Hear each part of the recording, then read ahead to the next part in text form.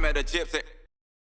And so what is it? Just like there isn't the same throttle response that there used to be, because the old cars were pretty touchy, right? In a way. Yeah, yeah. So they've gone from independent throttle bodies to a single one, so you don't get good response, and it's quite a way forward of the engine, and also it's electronic throttle now, not a cable. So there's a small delay in every step, which contributes to a big thing, and it's only like a tenth or two or more when you blip, but it changes all your timing, what you've done all your life. So even I notice it when I am heel towing it. It's not responsive, and sometimes I take the easy option and just clutch and hold the throttle and go down all the gears at once, because it's just very hard to sync it. And whether it's something we're going to have to live with or it'll get better, who knows? Yeah, okay. It's almost like a shitty sim in a way, where you've just got that little bit of delay. Yeah, it's difficult, but I guess we've adapted now and got used to it. But you got to try and make it better too.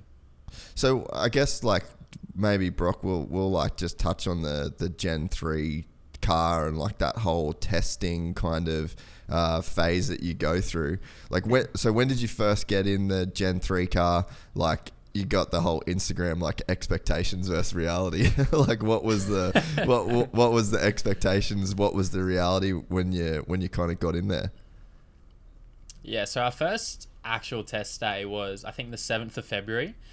But a couple of weeks prior to that, me and Shane were out at Queensland Raceway in the prototype car and just going through some final testing and that. So we got a little bit of an idea pre our first test day, and we were still testing and developing stuff for the category. And I suppose we walked away from that day knowing that we've got a pretty big task ahead of us, and we need to get some ideas flowing for when we do get out on track. So normally we'll only have one test day before the season, but we're allowed 3 days, including the official test at Sydney. So yeah, we had our first test on the 7th, which was a mad rush getting to. I mean, it was sort of delayed, and we finally got both cars ready for this day. So man, I spent the first probably 3-4 hours of the day trying to get comfortable in the car, and I took my seat insert from last year's car, and we had to muck around. We had to go back to sort of the basic seat insert and add paddings here and there. And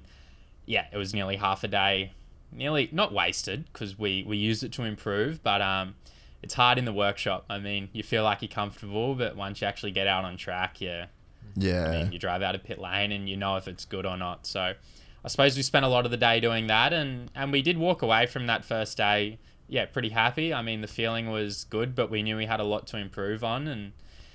And then we went to Sydney for the official day, and it was a mixed day. So it was quite hard to get a read on that.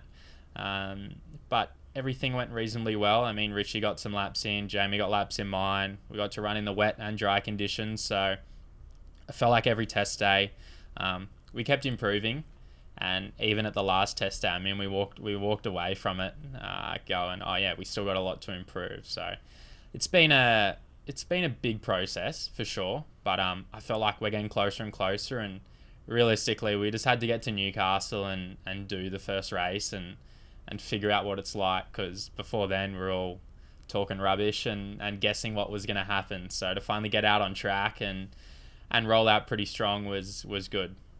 Yeah, and I guess that's the thing, right, is like, as a driver, you want the best race car that you can possibly have, and it's probably frustrating to feel like that, this took longer than I wanted it to, or you don't have the exact feeling of the car or whatever, but it's like everyone would be in the same boat. Like it's just like a gnarly time in the sport right now, like every team is probably feeling that same stress. But when you go to a test like that on a brand new car as a driver, like what are you looking for? Like what do you want to feel? Like what's like your checklist to, I guess, like get your head around a new car like that?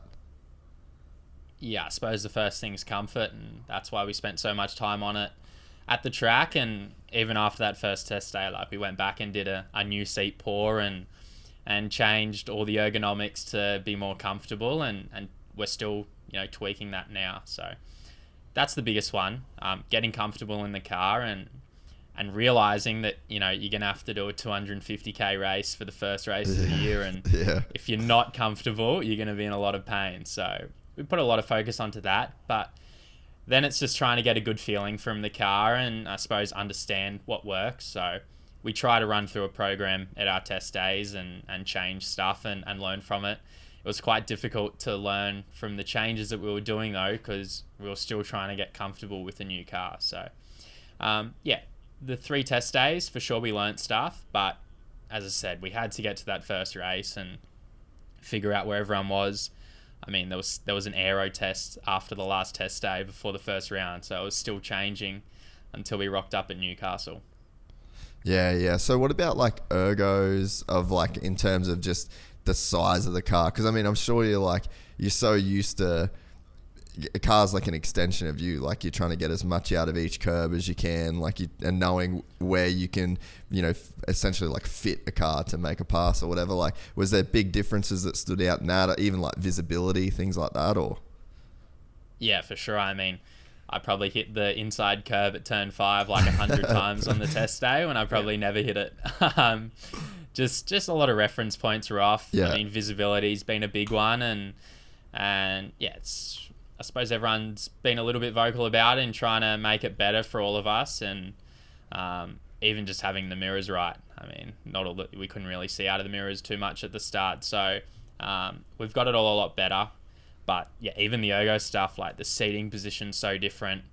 The steering wheel isn't wedged this year; it's like straight up and down. So even the height of that and balancing it between hitting your knees and being able to see properly. So there's so many different things that are different, and visibility was a big one. I think for everything, nothing's perfect yet, but we are getting it better. And yeah, we walked away from the first round with a big list of things that we need to improve, but a lot of things also that we've ticked off.